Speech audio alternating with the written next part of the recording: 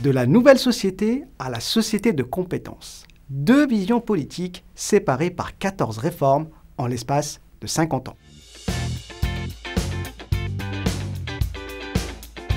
La nouvelle société est le nom donné au projet politique préconisé par Jacques Chabon-Dalmas lors de son discours d'investiture de 1969.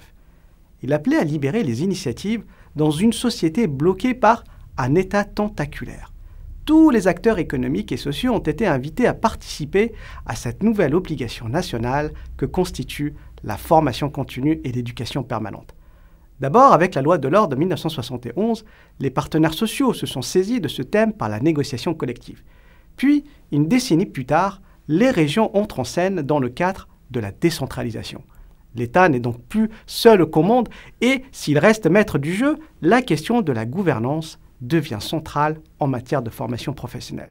Et avec une décentralisation au milieu du gué pour les régions et une liberté contractuelle moins normative pour les partenaires sociaux, la question de la gouvernance est toujours d'actualité.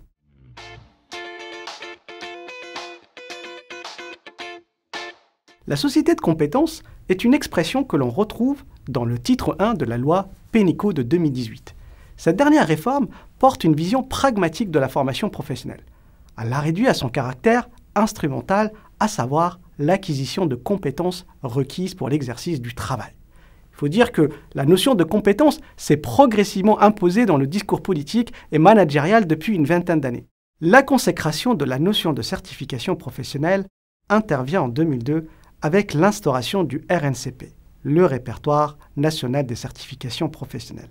À partir de cette date, le système de certification des personnes vise à renforcer les capacités et les compétences des individus à maintenir leur employabilité ou trouver un nouvel emploi. On est employable si on est certifié. Cette représentation épurée de toute référence à la formation sociale et civique est devenue la norme de notre modèle pédagogique des compétences. Et la certification professionnelle a fait l'objet d'une réforme en profondeur à l'occasion de la loi de 2018. Elle est désormais étroitement associée au dispositif de financement dans le compte personnel de formation.